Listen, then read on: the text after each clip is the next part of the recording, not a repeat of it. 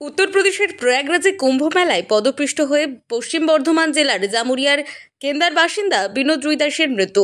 শুক্রবার সকালে বিনোদ রুইদাসের মৃতদেহ জামুরিয়ার কেন্দা পুলিশ ফাঁড়িতে পৌঁছয়, কিন্তু উত্তরপ্রদেশ থেকে মৃতদেহের ময়না তদন্ত হয়নি, এমনকি ডেথ সার্টিফিকেট দেওয়া হয়নি। এই নিয়ে প্রশ্ন উঠতে শুরু করেছে।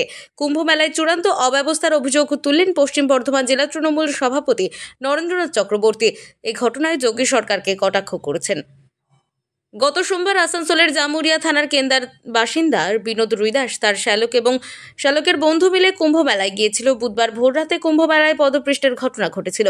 সেই ঘটনায় কেন্দার বাসিন্দা বিনোদ রুইদাসের মৃত্যু হয়। এই ঘটনায় এলাকায় শোকের ছায়া নেমে আসে। শুক্রবার বিনোদ রুইদাসের মৃতদেহ অ্যাম্বুলেন্সে করে উত্তরপ্রদেশ থেকে আসানসোলের জামুরিয়া কেন্দা পুলিশ ফাঁড়িতে পৌঁছায়। সঙ্গে উত্তরপ্রদেশের এক পুলিশ কর্মী ছিল। শুক্রবার বিনোদের মরদেহ কেন্দা পুলিশ ফাঁড়িতে পৌঁছায়, কিন্তু উত্তরপ্রদেশের প্রয়াগরাজে পদপৃষ্টের ঘটনায় বিনোদ রুইদাসের মৃত্যুর পর ময়না তদন্ত করা হয়নি, এমনকি উত্তরপ্রদেশ থেকে ডেথ সার্টিফিকেট দেওয়া হয়নি। এ নিয়ে প্রশ্ন উঠতে শুরু করেছে। যদিও উত্তরপ্রদেশ পুলিশের হেড কনস্টেবল বদরুদ্দিন খান বলেন, মৃতদেহের কোনো ময়না তদন্ত হয়নি এবং ডেথ সার্টিফিকেট দেওয়া হয়নি।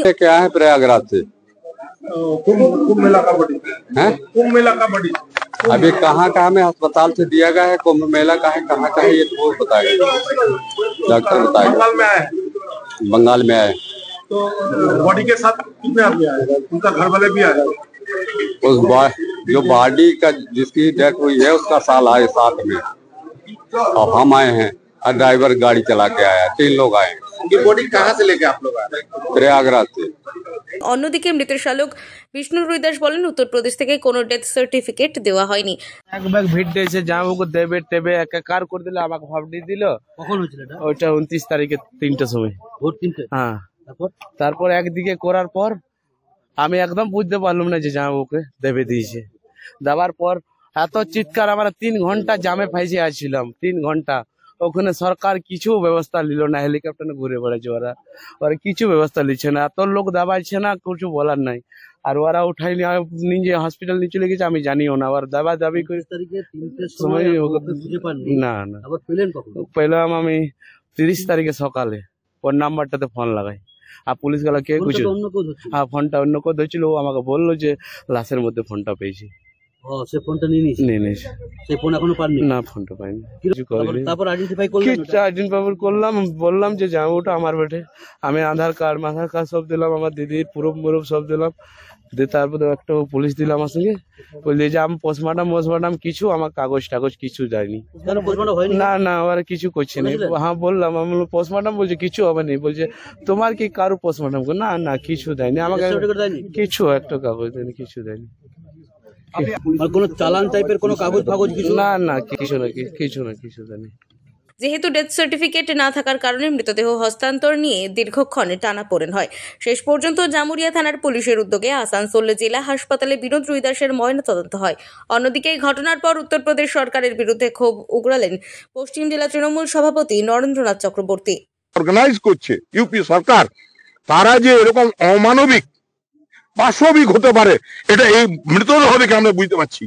আমাদের এলাকার মানুষ বিনোদ রুইদাস, তাকে একটা ছেলেটা মারা গেছে পদপিষ্ট হয়ে, তাকে পোস্টমর্টম করায়নি, কোনো গভর্নমেন্টের পেপার নেই। একটা কনস্টেবলকে দিয়ে একটা অ্যাম্বুলেন্স করে বডিটা পাঠিয়ে দেওয়া হয়েছে। কম বয়সী ছেলে, একটা কম বয়সী 40 বছর ছেলে। আমরা ডিএম সাহেবকে বলার পর তার পোস্টমর্টমের ব্যবস্থা হয়েছে, তাকে আমরা পোস্টমর্টম করেছি। মাননীয় মন্ত্রী অরূপ বিশ্বাস, মাননীয় মন্ত্রী মলয় ঘটক, তাদের কাছ থেকে আমরা অ্যাডভাইস নিয়ে আমরা কি করব সেটা নিয়ে আমরা চিন্তা ভাবনা করছি। এবং আমরা যেটা শুনছি শিউরে ওঠার মতো ব্যাপার। হ্যাঁ, মানুষ বলছে যে কম, এরা তো দেখে এসছে, শালা ছিল সঙ্গে, বিষ্ণু ছিল সঙ্গে। সে বলছে দাদা 300-400 অ্যাম্বুলেন্স বেরিয়ে গেল, বেরোচ্ছে নাম্বারিং করে। বলছে আমি তো দেখেছি 300 লোক পড়ে থাকতে। আর বলছে ওরে জেসিবি করে মাটি কেটে বডিগুলো ইয়ে করে দিচ্ছে।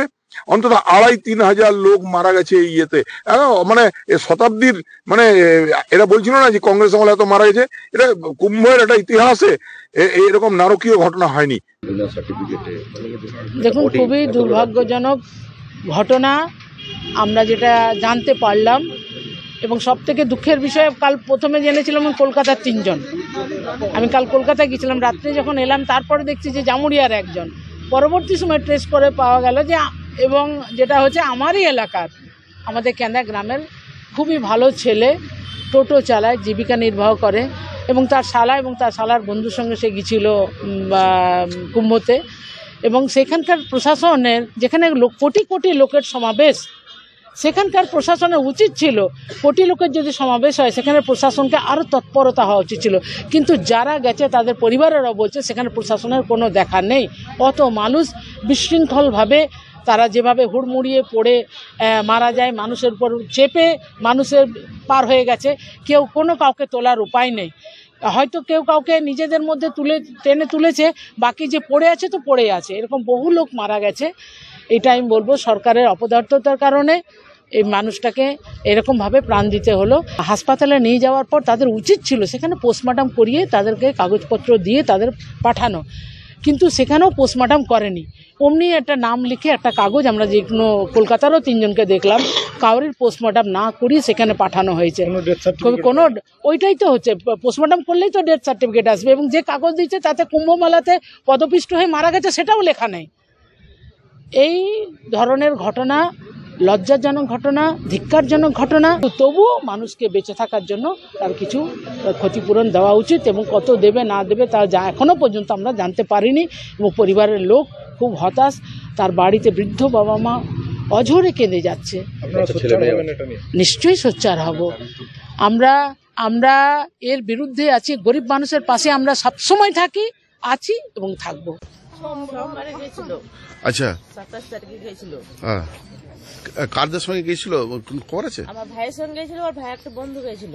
আচ্ছা, তারপর কি খবর পেলেন আপনারা? তারপরেও বেনারসে নেমেছে, বেনারসে নেমে কাশী বিশ্বনাথ ঘুরেছে, ওখানে করেছে, মেলা ঘুরেছে। তারপরেও ট্রেন থেকে আবার চেপে 10টা 11 সময় নেমেছে ওখান থেকে 11 সময় নেমে আর আমাদের সাথে কোনো কথা হয় নাই। ওই 11টাই লাস্ট কথা আমার সাথে। আপনার স্বামী কি করতো? টোটো চালাচ্ছে, স্বামী টোটো চালাচ্ছে। সংসার রোজগার বলতে? সংসার রোজগার বলতে উনি ছিল আর্টিফিশিয়াল। কি নাম আপনার?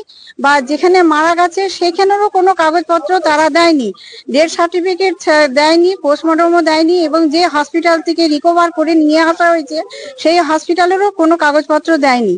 তার জন্য আমরা খুব চিন্তিত আছি, গ্রামবাসী থেকে আরম্ভ করে সবাই, পুলিশ প্রশাসন কথা বলছেন ভেতরে, দেখা যাক কি হয়। এটা নিয়ে আমরা খুবই চিন্তিত আছি, কারণ সরকারি লেভেলে যে টাকা পয়সাগুলো যেগুলো মানে দেবার জন্য বলা হয়েছে, কিন্তু কোনো কাগজপত্র যদি না পাওয়া যায় তাহলে তাকে আমরা কি করে দেবো? আর তারা তো আমাদেরকে চেপে ধরবে, তাহলে আমরা কার কাছে যাব? আসানসোল থেকে মিলন সূত্রধরের রিপোর্ট, আনন্দ বার্তা।